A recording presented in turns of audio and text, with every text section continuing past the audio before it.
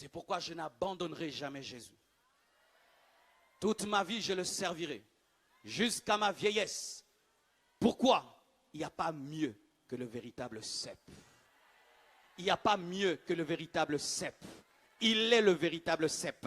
Il est le chemin. Il est la vérité et la vie. Il n'y a pas un autre médiateur entre Dieu et les hommes, si ce n'est que Jésus. Jésus, pas Marie, pas Mahomet. Jésus.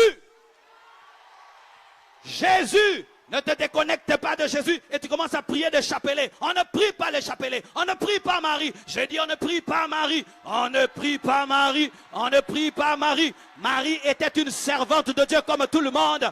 Comme tout le monde. Oh, c'est la maman. Pourquoi tu te compliques avec des raccourcis? Il faut aller chez maman pour aller chez le fils. Mais Dieu t'a dit, va directement chez le fils et toi tu te compliques la vie. Oui, si tu es fâché, je te parle. Il y a un problème maintenant dans les églises de réveil. On ne parle plus trop de l'idolâtrie. Bien aimé, celui qui prie Marie est dans l'idolâtrie et tu es connecté à un cep pourri. Un cep pourri. Je ne crois pas en l'écuménisme. Il est le seul chemin. Le seul chemin. Le seul chemin. Jésus n'a jamais dit de prier sa mère. Donne-moi la main que je te parle. Je vous salue Marie, Mère de Dieu. Priez pour nous pauvres pécheurs. Qui a parlé à Marie? Ce n'était pas un homme, c'était les anges. Est-ce que les anges peuvent dire à une femme, priez pour nous pauvres pécheurs? Est-ce que les anges sont des pécheurs? Si tu pries Marie, arrête de le faire. C'est Jésus le cep. Jésus dit, je suis le cep. Je ne suis pas ma mère. Je suis le cep. Je suis le cep. Pas ma mère. Pas ma mère. Pas ma mère. Prier Marie va t'amener en enfer. Je dis en enfer. Je dis en enfer. La Bible interdit de prier les morts. On ne prie pas les morts. On ne prie pas les morts. Elle est morte. Où c'est écrit dans la Bible qu'elle n'est pas morte, qu'elle a connu l'Assomption? C'est écrit où? C'est écrit où? Jésus est le cep.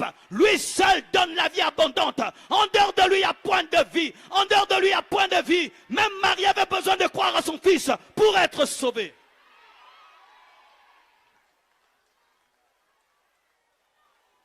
Alléluia. Elle était dans la chambre haute, en train d'attendre le Saint-Esprit. Pourquoi? C'était une femme comme toutes les autres, mais qui avait trouvé grâce. Que veut dire grâce? Faveur imméritée. Jetez vos chapelets, jetez vos eaux bénites, jetez vos chapelets, jetez vos eaux bénites, jetez-les, jetez ça, jetez. Ma mère était catholique et quand je me suis converti, elle est venue dans ma chambre, la gloire de Dieu est tombée sur elle. Elle m'a donné son chapelet, je l'ai jeté dans les toilettes. Aujourd'hui, elle prêche l'évangile.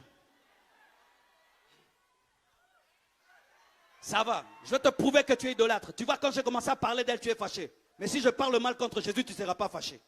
C'est ça l'idolâtrie. Vous avez donné à une humaine la place qui n'est pas à elle.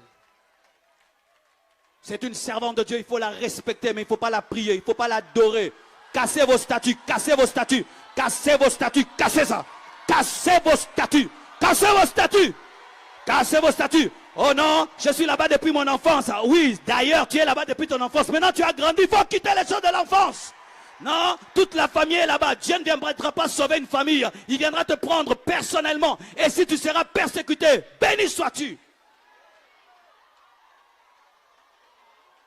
Jésus est le chemin, la vérité et la vie. Celui qui est mort, celui qui est ressuscité, celui qui a inscrit ton nom dans le livre de vie, celui qui a versé son sang, pas sa mère, pas sa mère, pas sa mère.